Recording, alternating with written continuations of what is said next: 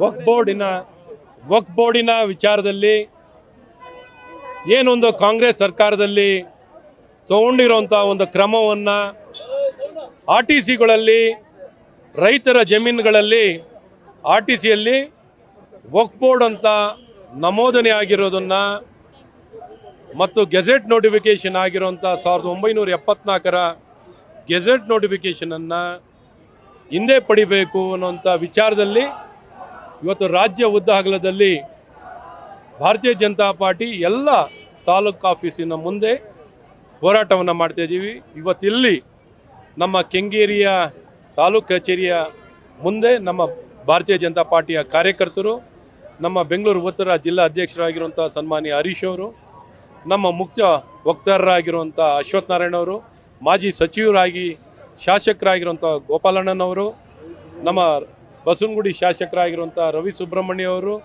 ನಮ್ಮ ಎಲ್ಲ ಗಣ್ಯಮಾನ್ಯರು ಇವತ್ತಿನ ಈ ಹೋರಾಟದಲ್ಲಿ ಭಾಗವಹಿಸಿದೆ. ಭಾಳ ಸ್ಪಷ್ಟವಾಗಿ ಹೇಳಕ್ಕೆ ಇಷ್ಟಪಡ್ತೀವಿ, ಏನು ಸನ್ಮಾನ್ಯ ಮುಖ್ಯಮಂತ್ರಿಗಳಾಗಿರುವಂಥ ಸಿದ್ದರಾಮಯ್ಯನವರು ನೋಟಿಸನ್ನು ಹಿಂದೆ ಪಡೆದಿದ್ದೀವಿ ಅಂತ ಹೇಳಿದ್ದಾರೆ. ಆರ್ ಟಿ ಸಿನಲ್ಲಿರುವಂಥದ್ದನ್ನು ಹಿಂದೆ ಪಡಿತೀವಿ ಅಂತ ಹೇಳಿದ್ದಾರೆ. ಆದರೆ ಹಿಂದೆ ಪಡೆದಿಲ್ಲ, ಹಿಂದೆ ಪಡಿಬೇಕು. ಎಲ್ಲೆಲ್ಲಿ ನಮೂದನೆ ಆಗಿದೆಯೋ, ವಕ್ಫಿನ ಆಸ್ತಿಯಾಗಿ ನಮೂದನೆ ಆಗಿದೆಯೋ ಅದನ್ನೆಲ್ಲ ತಕ್ಷಣ ಹಿಂದೆ ಪಡೀರಿ ಮತ್ತು ಗೆಜೆಟ್ ನೋಟಿಫಿಕೇಷನನ್ನು ಹಿಂದೆ ಪಡೀರಿ. ನೀವು ಹಿಂದೆ ಪಡೆದ್ರೆ ತಕ್ಷಣ ನಮ್ಮ ಹೋರಾಟವನ್ನು ನಿಲ್ಲಿಸ್ತೀವಿ. ನಿಮಗೂ ಮೆಚ್ಚುಗೆನ ವ್ಯಕ್ತಪಡಿಸ್ತೀವಿ. ಮಾಡಿ, ಕ್ರಮವನ್ನು ವಹಿಸಿ. ರಾಜಕೀಯ ಪ್ರೇರಿತವಾಗಿ ನಾವು ಮಾಡ್ತಿಲ್ಲ. ರಾಜಕೀಯ ಪ್ರೇರಿತವಾಗಿ ಮಾಡಿರೋದು ಸನ್ಮಾನ್ಯ ಸಿದ್ದರಾಮಯ್ಯನವರು. ನಮ್ಮಲ್ಲಿ ಒಳ ಜಗಳ ಇಲ್ಲ ಸಿದ್ದರಾಮಯ್ಯನವರೇ. ಒಳ ಜಗಳ ಇರೋದು, ಅಧಿಕಾರದ ದಾಹ ಇರೋದು ನಿಮ್ಮಲ್ಲಿ.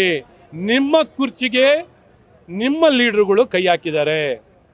ಹಾಗಾಗಿ ನಿಮ್ಮನ್ನು ಅಸ್ಥಿರ ಮಾಡಲಿಕ್ಕೆ ನಿಮ್ಮವರೇ ಮಾಡ್ತಾ ಇದ್ದಾರೆ. ಹಾಗಾಗಿ ನಮ್ಮ ಕಡೆ ಬೆರಳು ತೋರಿಸ್ಬೇಡಿ. ನಮ್ಮ ಕಡೆ ಒಂದು ಬೆರಳು ತೋರಿಸಿದ್ರೆ 9 ಬೆರಳು ನಿಮ್ಮ ಕಡೆ ತೋರಿಸ್ತಿದೆ ಅಂತ ಭಾಳ ಸ್ಪಷ್ಟವಾಗಿ ಹೇಳೋಕ್ಕೆ ಇಷ್ಟಪಡ್ತೀವಿ. ಹಾಗಾಗಿ ಈ ಇಡೀ ವಿಚಾರವನ್ನು ರಾಜಕೀಯ ಪ್ರೇರಿತವಾಗಿ ನೀವು ಮಾಡಿದ್ದೀರಾ. ಬಸವರಾಜ ಬೊಮ್ಮಾಯಿ ಅವರ ಮೇಲೆ ಆಪಾದನೆಯನ್ನು ನೀವು ಹೇಳ್ತಾ ಇದ್ದೀರಾ. ಬಸವರಾಜ ಬೊಮ್ಮಾಯಿ ಅವರ ಕಾಲದಲ್ಲಿ ಒಂದೇ ಒಂದು ನೋಟಿಸ್ ಕೊಟ್ಟಿಲ್ಲ. ಅವ್ರು ಹೇಳಿರೋದು ಅನ್ವರ್ ಮಾನಪಾಡಿ ಅವರ ವರದಿಗೆ SITಯನ್ನು ರಚನೆ ಮಾಡಿ ಕ್ರಮವನ್ನು ವಹಿಸಿ ಅಂತ ಹೇಳಿದ್ದಾರೆ.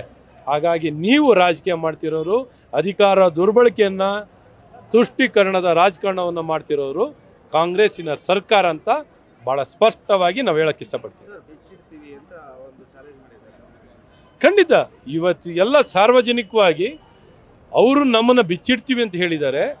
ನಮ್ಮನ್ನು ಬಿಚ್ಚಿಡೋಕ್ಕೆ ಏನೂ ಇಲ್ಲ. ಬಿಚ್ಚಿಡಬೇಕಾಗಿರೋದು ಎಲ್ಲವೂ ನಿಮ್ಮಲ್ಲಿ. ನೀವು ಮಾಡ್ತಿರೋಂಥ ತಪ್ಪು ಒಪ್ಪುಗಳು 1-2 ವರ್ಷಿಡೀ ಸೆಷನ್ ಮಾಡಬೇಕಾಯ್ತದೆ.